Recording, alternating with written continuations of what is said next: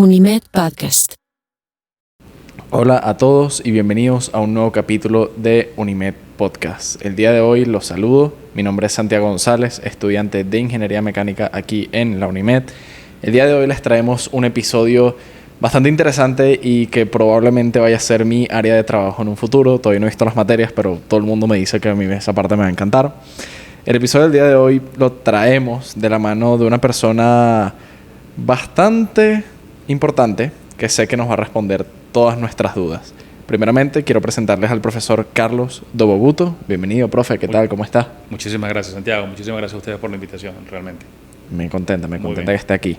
El día de hoy les traemos el episodio de la automatización sustentable. Un día hoy miércoles de Ruta Sostenible. Profe, ¿podría contarnos un poquitico primero de qué es la automatización sustentable? Bueno, yo creo que pudiésemos orientar todo lo que es automatización sustentable a todo lo que es cómo implementar la tecnología para poder beneficiar los temas de eficiencia, no solamente energética, sino hídrica, salud en los espacios interiores a los ocupantes, todo lo que está relacionado al entorno de la sostenibilidad y su aplicación. Y la automatización te permite monitorear y colocar instrumentos para poder saber cuál es el desempeño y encontrar oportunidades de mejoras a lo largo de todos los procesos. Te pongo ejemplos sencillos. Por ejemplo, medir el consumo de energía es un paso importante. Tú no puedes pensar ser eficiente si no sabes cuánto consumes. Tú no puedes decir yo ahorro energía o ahorro dinero, por poner otro ejemplo, si tú no sabes cuál es tu línea base. Si tú no sabes contra qué te estás midiendo, difícilmente puedes perseguir un objetivo. Por eso la automatización y la sostenibilidad están muy de la mano, y la automatización te da una base de instrumentos, de elementos, de información para que puedas comenzar a dar esos pasos. Por allí, más o menos, podemos hablar que va el camino de lo que es automatización y sostenibilidad en conjunto, alineado a infraestructuras, plantas industriales, procesos industriales, entornos urbanos, o cualquier área que la quieras aplicar. Claro, y por lo menos tengo entendido que usted estudió una ingeniería. No sé si me podría contar un poquitico más de eso, contarme un poquitico más de su historia, de quién es usted. Y sobre todo, ¿qué fue lo que le llamó de estudiar eso? Si fue desde pequeño, si fue de más grande que dijiste, esto me llamó la atención y quiero estudiar esto porque esto me levantó la chispa. Wow, Santiago, bonita pregunta, porque todo esto comenzó, yo soy ingeniero electrónico, de profesión, graduado en telecomunicaciones, o sea, ni siquiera en control. Wow. En electrónica tiene como distintas áreas. Sí. Pero mi papá es ingeniero agrónomo. Wow. Mi papá es ingeniero agrónomo y en mi casa compartí mucho con un primo hermano que estudió ingeniería electrónica. Los ingenieros electrónicos normalmente utilizamos un dispositivo, un elemento que se llama el protoboard, le decimos todo, que es con una tarjeta o una regleta blanca donde tú vas armando circuitos electrónicos. Yo veía a mi primo trabajando con eso, estudiando con eso, y me parecía interesantísimo. Tenía 13, 14 años, no sé, una cosa así. Y yo decía, genial, me parece interesantísimo cómo vas creando circuitos electrónicos a partir de colocar cableados, resistencias, procesadores, microprocesadores, cualquier elemento, distintos elementos electrónicos. Eso me llamó la atención. Entonces, después que salí de mi carrera, de mi bachillerato, intenté estudiar ingeniería electrónica, pero también me enamoró otra carrera que es ingeniería civil. Estando investigando por las dos carreras, intenté aplicar por ellas, no quedé en ninguna. Pasa. No quedé en ninguna carrera. Yo soy de Barquisimeto. Intenté aplicar esto en Barquisimeto y no quedé en ninguna de las dos carreras. Pero me tomé un tiempo de un año para investigar un poco más de ambas carreras y hacer mis procesos de ingreso a la universidad pública. En este caso estaba aplicando por la Universidad UNEXPO en Barquisimeto y la UCLA, muy famosa, en Barquisimeto.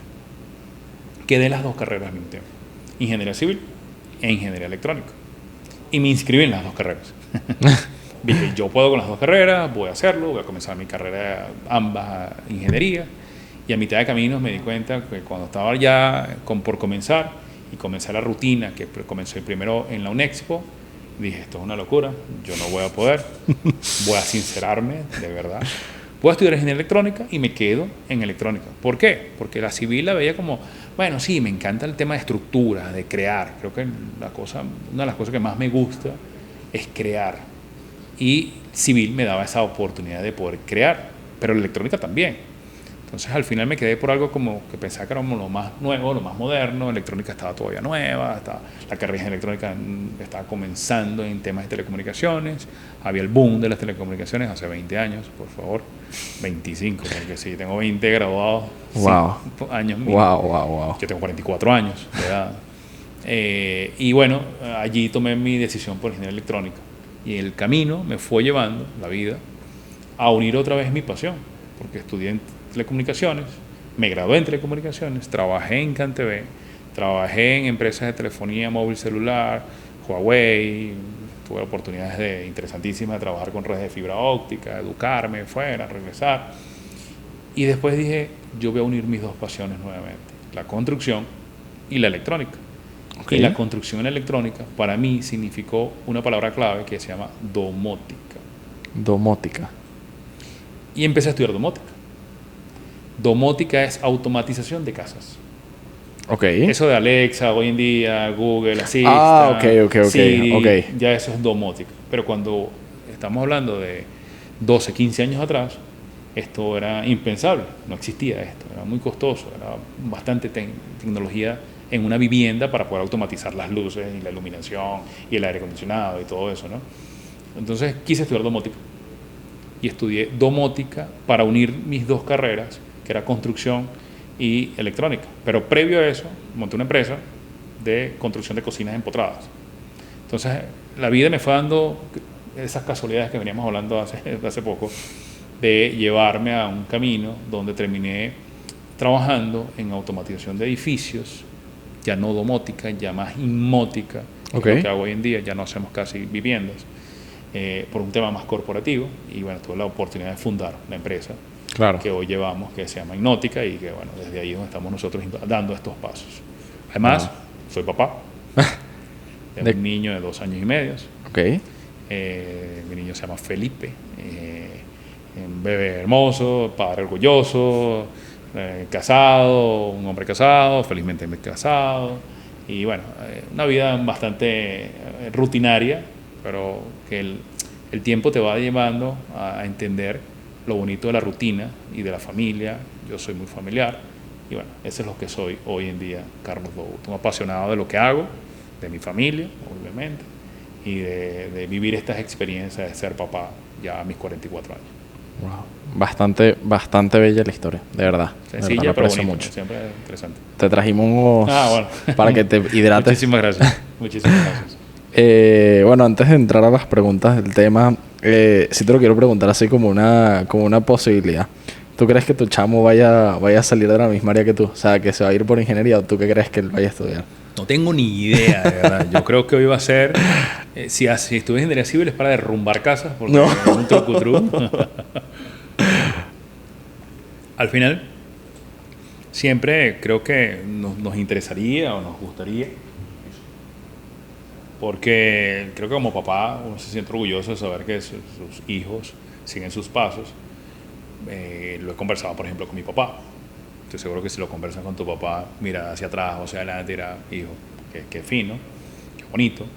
Pero también es importante que tome sus propias decisiones. Obviamente creo que eso suena cliché, suena lo que todo el mundo dice, pero es la realidad, que él pueda tomar sus propias decisiones. Creo que mi trabajo como papá es explicarle y mostrarle todo lo que existe, a ver qué le gusta, y que en un futuro él pueda tomar sus propias decisiones. Está muy niño, apenas acaba de comenzar en maternal.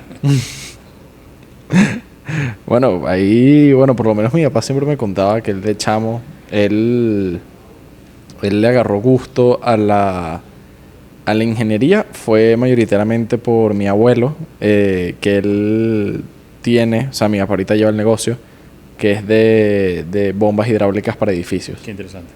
Y mi papá, claro, muy chamo, siempre iba a trabajar con mi papá. O sea, mi papá iba a trabajar con mi abuelo y mi papá le agarró el amor ahí. Claro, a él le encantaba mucho la eléctrica y por eso fue que decidió también sacarse la eléctrica y la mecánica. La mecánica fue más por un tema de poder llevar la empresa de mi abuelo, porque mi abuelo falleció cuando mi papá todavía era muy chamo.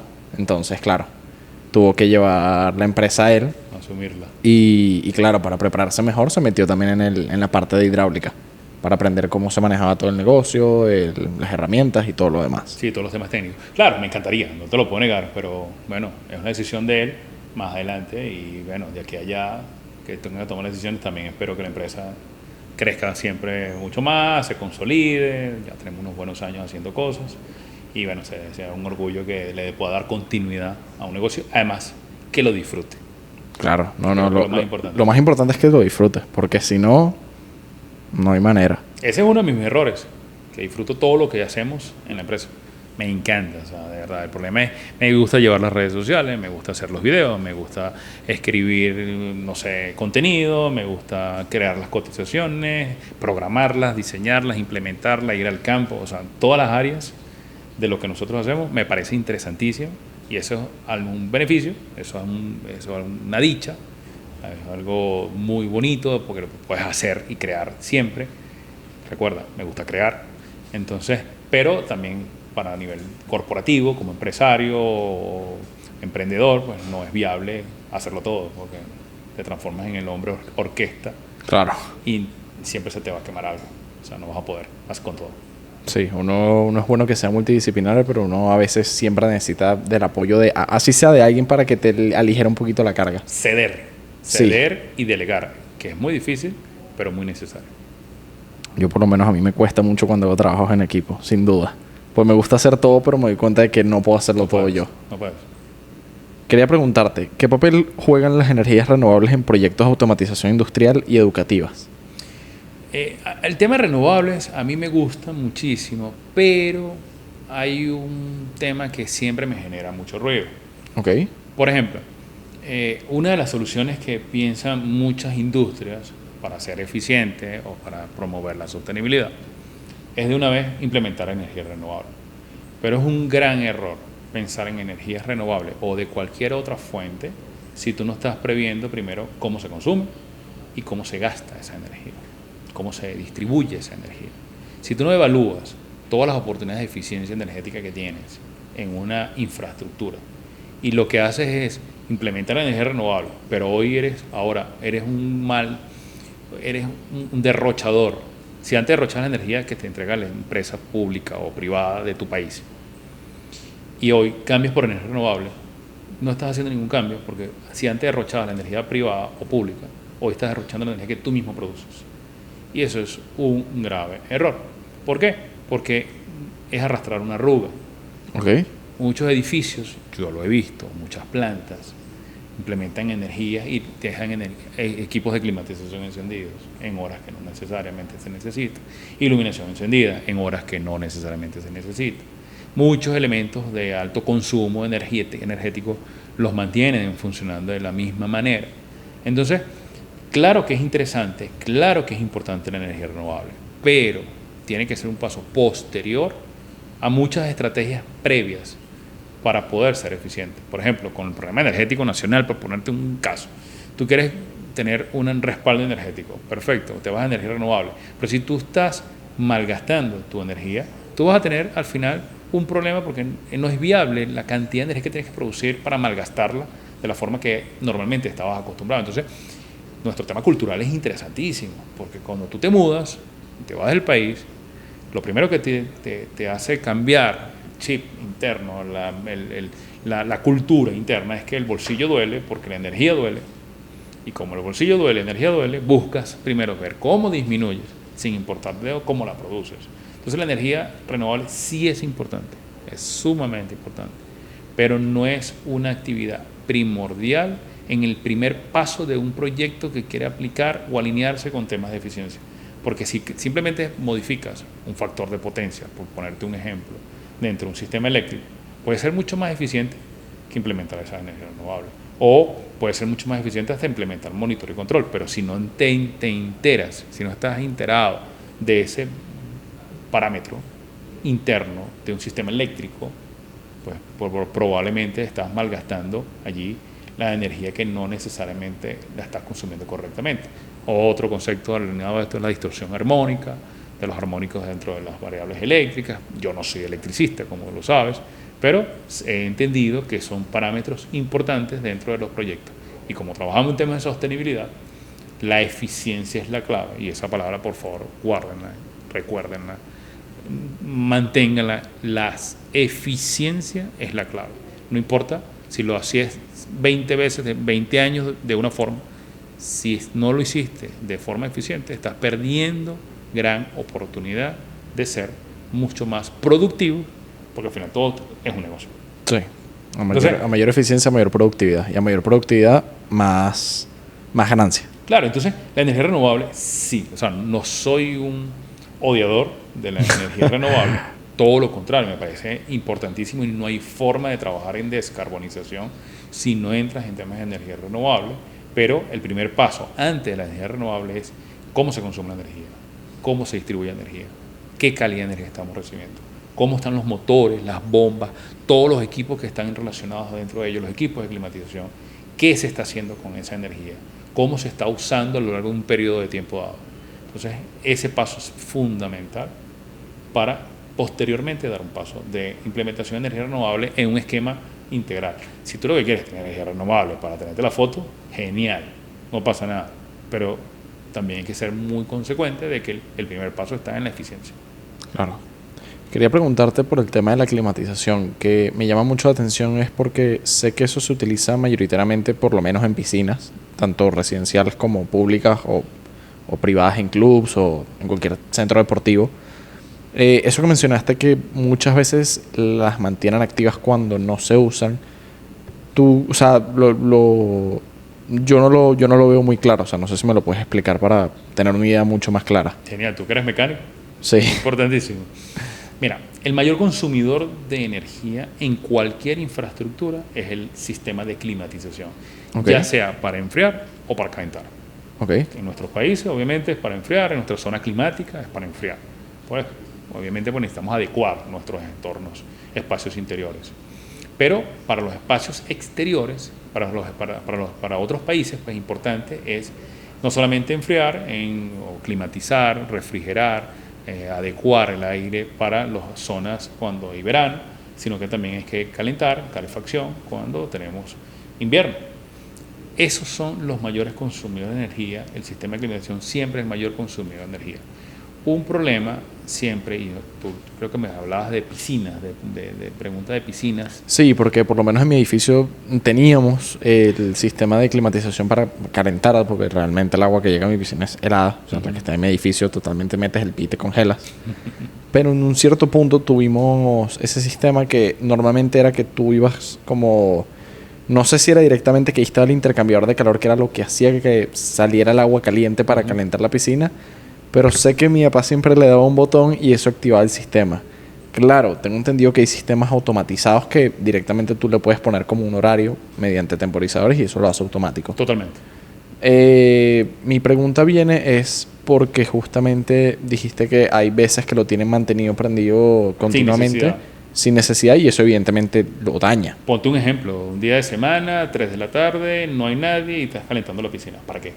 Claro. O sea, realmente, fin de semana, sabes que hay personas que lo van a usar, tú prevés tu climatización para una piscina y lo mantienes encendida en esos momentos correctos, ¿no? Sí. Pero lo que estamos hablando allí es de usarla en los momentos correctos y lo que yo refería es a la edificación, porque está totalmente relacionado al final. Son sistemas de climatización, ya sea del agua, de adecuación térmica, de espacios interiores.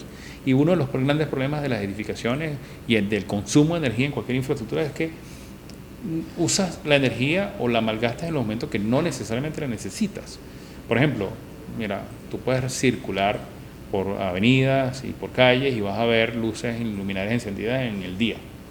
Vas a ver edificios probablemente con sistemas de climatización encendidos en las noches sin ocupación de personas. Y no solamente las máquinas, porque tenemos los chillers, las humas, los fancoil, sino que en muchas ocasiones son los fancoil y las humas en los espacios interiores que están encendidos. Probablemente apagaste los chillers y las bombas, porque tenía un temporizador y se apagaron, pero dejaste las humas encendidas, dejaste los fancoil encendidos, y no hay nadie en los espacios interiores. Eso no tiene sentido. O peor aún, te vas a un tema climático como Maracaibo, tienes 38 grados, 36 grados, 40 grados de sensación térmica en el exterior y quieres tener 18 en los espacios interiores. Sales de un calor enorme a un espacio interior y tienes que usar una chaqueta porque te estás muriendo de frío en los espacios interiores. Eso no tiene sentido. Y nosotros culturalmente, como en nuestro país, pues estamos acostumbrados a que tengamos muchísimo frío, y es cuando los sistemas de climatización tienen personas con chaquetas dentro de sus oficinas y dicen, este sistema funciona perfecto. No, eso no es confort térmico. El confort térmico está alineado, 21 grados centígrados, 21, 22, 50 por ciento de humedad relativa en los espacios interiores, y allí es donde tú entras en ese tema de eficiencia. Entonces, uno de los retos de cualquier infraestructura, no solamente de la piscina que hablábamos, sino también del edificio, del laboratorio, de la oficina, de las aulas de clase, es que los consumos de energía sean en los momentos que realmente se requieren. Y para eso la automatización tiene un papel fundamental, o sea, es la única forma. Porque si tú puedes tener un señor apagando todas las luminarias, apagando todos los sistemas de climatización todos los días, como lo hace la mayoría, o sea, tú hoy en día, y seguro con tu papá lo vas a poder hablar, ¿quieres medir el nivel de agua en el tanque? Agarras un señor, una vara, la metes en el tanque, miran y dicen, hey, no hay agua, racionamiento para todo el mundo, vamos a ver cómo conseguimos cisternas y vamos a ver ahora cómo contratamos. A ese señor, que además hace eso, es el que mismo que va encendiendo las bombas con un interruptor, o es el que va apagando las luminarias o encendiendo las luminarias a una hora específica. Nosotros jocosamente le llamamos el señor relé, porque el señor que hace su trabajo relé. Okay. Eso no tiene sentido en el mundo de hoy, porque para eso ya hoy tienes automatismos muy económicos, sencillísimos, que te van a dar esas funcionalidades de encender, apagar, de medir, de ajustar, de regular, con información además valiosa para sus temas operativos. Claro. Entonces, eso por allí es donde debemos ser eficientes realmente. Y particularmente eso que tú me dijiste que es baratísimo implementar sistemas de automatización, ¿verdaderamente es así o hay sistemas que de repente pueden llegar a ser un poquito más costosos o hay sistemas que van más de la mano para que sean más accesibles para todos? Esto es como todo, es un traje a la medida, ¿no? Okay. Si tú quieres medir, por ejemplo, un nivel de agua en un tanque, un sensor de agua para un tanque te cuesta como $150. Okay. ¿Necesitas una instrumentación para leerlo? Sí. Necesitas una instrumentación, necesitas un software para gestionarlo. Probablemente están los temas más costosos en el controlador, en el software, para su gestión. Pero los sensores son económicos. Tú siempre vas a tener formas distintas de hacerlo. Y ese traje a la medida va a depender siempre de la necesidad. O sea, lo que yo hago, por ejemplo, para medir el nivel de agua en un tanque, en una residencia, no es lo mismo instrumentación que voy a utilizar para medir el nivel de agua en una planta industrial con unas condiciones climáticas distintas, con unas capacidades totalmente de requerimientos distintos. O, por ejemplo, implementar, encender o apagar una luminaria. Hablábamos hace poco de la domótica, ¿no? El sentido de automatización de viviendas. Cuando yo comencé a trabajar o a estudiar este mundo, automatizar una vivienda de control de iluminación y aires acondicionados no bajaba de $15,000, $10,000, wow. $15,000 en una casa, un apartamento, pongamos un apartamento de 150 metros cuadrados, que además tenías que invertir, no sé, $15,000 para encender, apagar las luminarias y encenderlos, apagar los aire acondicionados. Ya lo hace bastante inviable. Hoy en día puedes hacer eso con 500, 400, todas, con una tecnología acorde a una vivienda, ¿no? Claro. Obviamente esa tecnología no la puedo aplicar a un edificio. Claro, no. Si voy a construir un edificio de un banco, la infraestructura tiene que ser totalmente distinta. Sí. La capacidad técnica de las soluciones y de la robustez de la solución es totalmente distinta. Entonces, claro, lo que no puedes pensar es que costoso es para todo, porque es que depende de qué quieres. O sea, por ejemplo, a nosotros nos han pedido medir el nivel de, por darte un ejemplo, calidad del azúcar en un proceso de producción. Okay. Un instrumento eso te puede costar $25,000. Fácil. Un instrumento. ¿Es cara la automatización? Depende.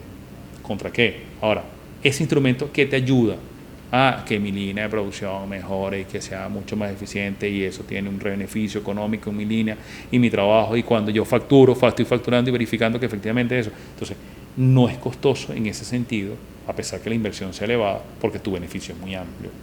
O una subestación eléctrica, por ejemplo, de una planta industrial. ¿Es costoso? Puede ser bastante costoso, sí lo puede ser, pero es que depende. ¿Qué hace esa planta industrial? No, es la que alimenta toda la producción de una cadena de distribución de alimentos que está detrás de eso, y si mi energía falla, toda la cadena de refrigeración puede fallar.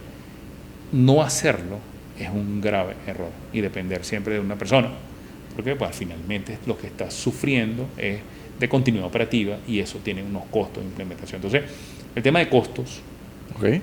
que es sensible, porque siempre toda la percepción de muchas personas va a ser, no, la automatización y la sostenibilidad es muy costosa. Y no solamente me voy a enfocar en la automatización, sino también en la sostenibilidad. Realmente depende de cuál es tu comparación y depende contra cuáles son beneficios que lo estás midiendo. Por ejemplo, un edificio certificado.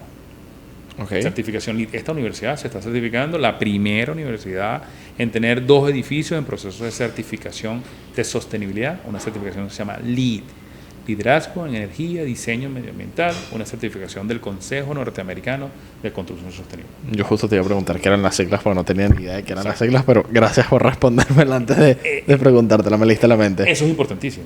Okay. Y creo que la carrera, todas las carreras te deberían explicar en todas las áreas para qué sirven estas certificaciones. Claro. Porque no es una, son múltiples, pero son importantísimos. Y no depende nada más del ingeniero civil, del constructor, del electrónico, ni de automatización, involucra a todos. Entonces, una certificación de esa te revaloriza una infraestructura en un 15%, de un mínimo de 7 a un 15%. Hablemos de un proyecto, edificio, $10 millones, $15 millones. Certificas una infraestructura de esa, te cuesta, no sé, $200,000, $150,000. Pero estás revalorizando en 15%, en 15% ese valor, en 18%. Hablemos de edificios más costosos. O sea, empiezas a tener unos beneficios interesantísimos de inversión versus beneficios. Un edificio realmente, un edificio adecuado, no llega a 10 millones, pasa mucho más, 30, 40, $50 millones.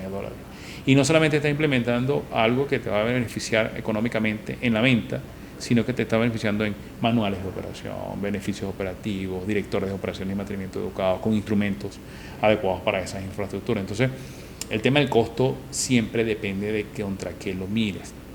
Que me tocaste un tema importante. Tranquilo, adelante. Me voy a extender un poco más. Pongamos otro ejemplo. Sostenibilidad. Ser costoso en sostenibilidad. La sostenibilidad te obliga o te alinea, te recomienda, es la palabra correcta, a que midas las cargas térmicas, tú que estás viendo mecánica, definir cargas térmicas contra normas específicas. Una norma para medir una carga térmica es el estándar ASHRAE 90.1, que define un proceso, una metodología. Tiene un estándar, tiene unas características de envolventes que debes considerar, ideales, y te permite definir esas condiciones internas para que permitas calcular, hacer una comparativa de cargas, de comparaciones de cargas de consumo en toda la infraestructura, entre ellas las térmicas. Cuando tú te alineas a esas recomendaciones, tú tienes un marco de referencia de qué equipos definir en función de la cantidad de cargas térmicas que necesitas. Si no utilizas un marco de referencia, mucho queda en la experiencia del proyectista. Y el proyectista dirá, yo creo, con lo que tenemos de edificación, por un factor que en muchas ocasiones termina siendo, divide cuántos metros cuadrados tiene este espacio, tanto, multiplícalo por un factor de 3, tanto o de X, y esa es la cantidad de toneladas térmicas que necesitamos. Eso lo hacen en todo el edificio.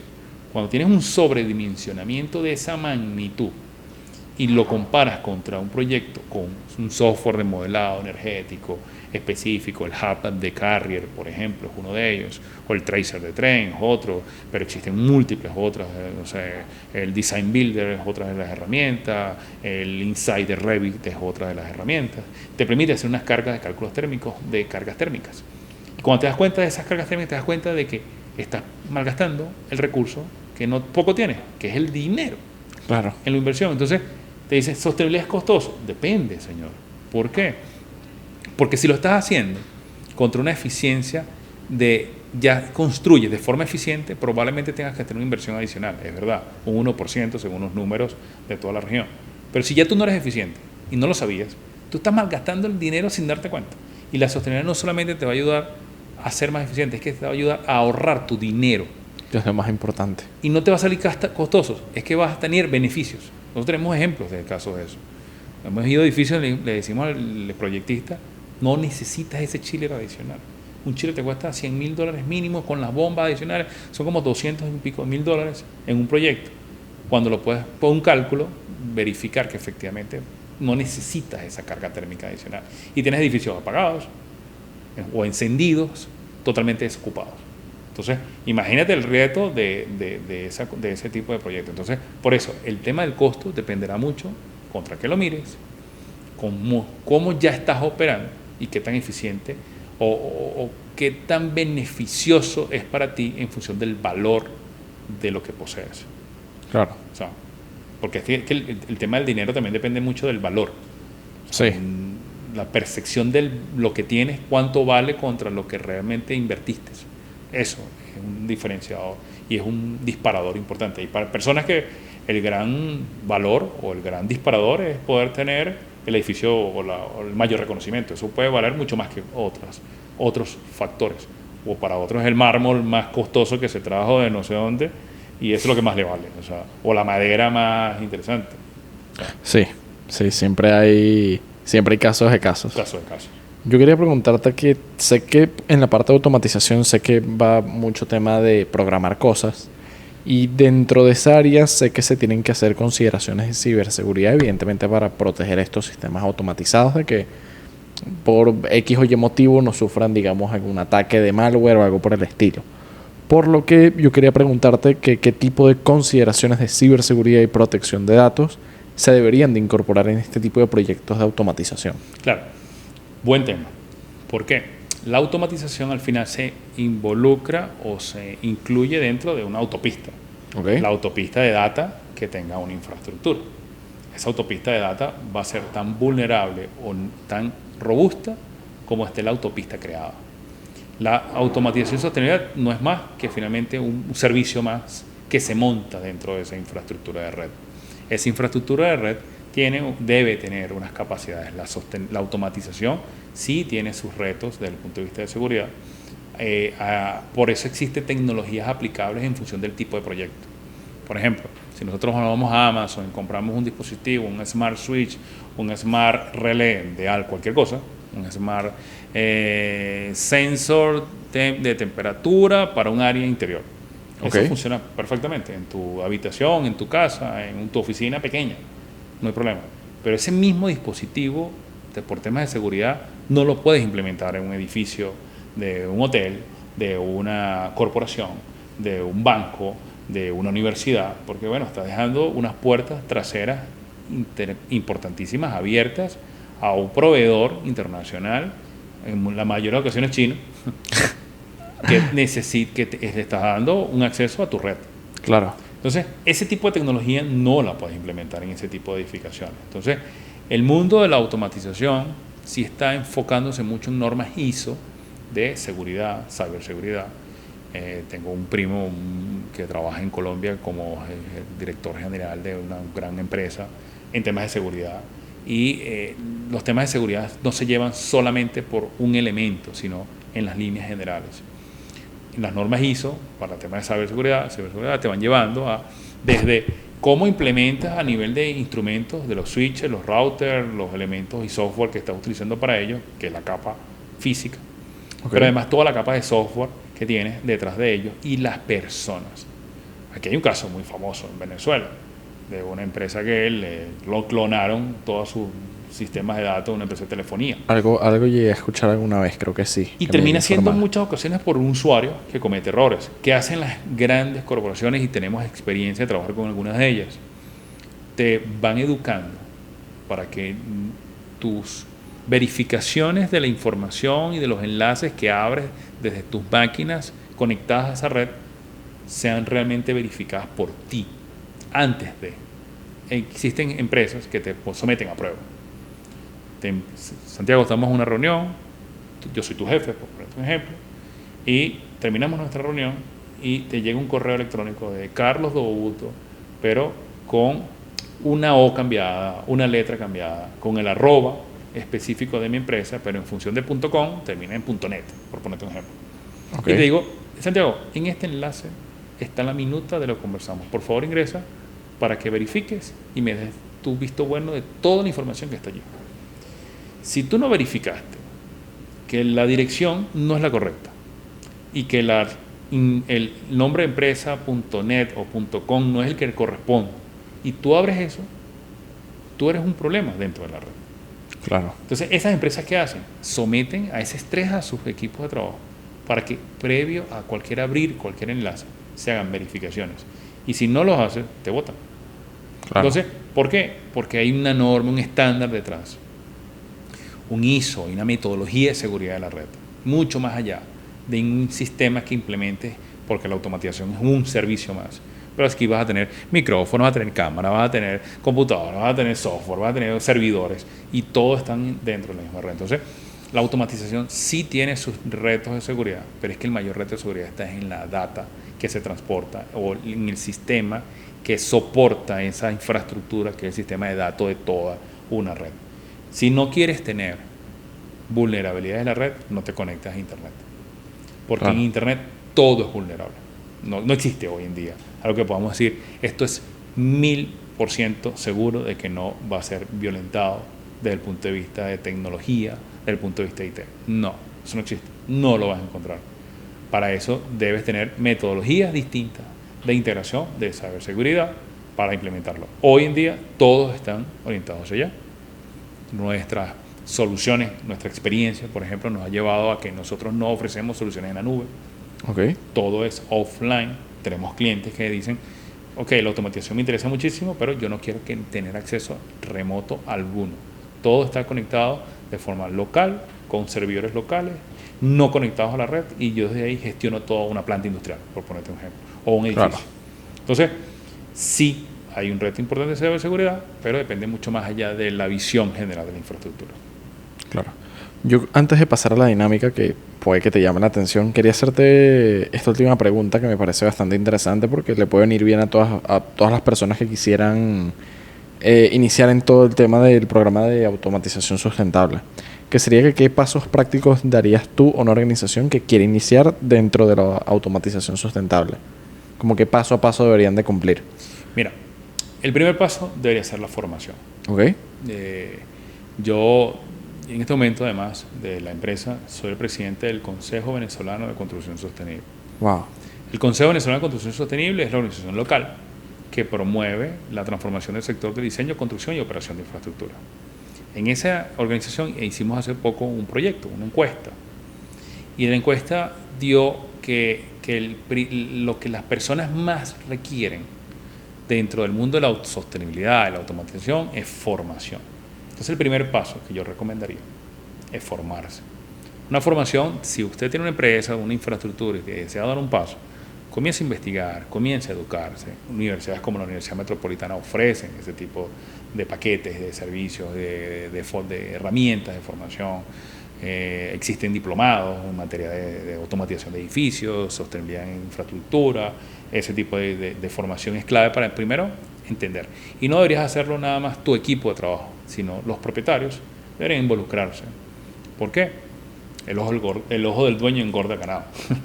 El ojo del dueño engorda ganado. Eso es primera vez que yo lo escucho. ¡Wow! No te puedo creer eso. Te lo juro que es primera vez que yo lo escucho. Yo he escuchado muchísimas frases aquí de Venezuela, pero nada como esa. El ojo del dueño engorda el ganado. Eso quiere decir que no solamente es delegar, y hablamos de delegar, de entregar información, pero sí es importante educarse y entender.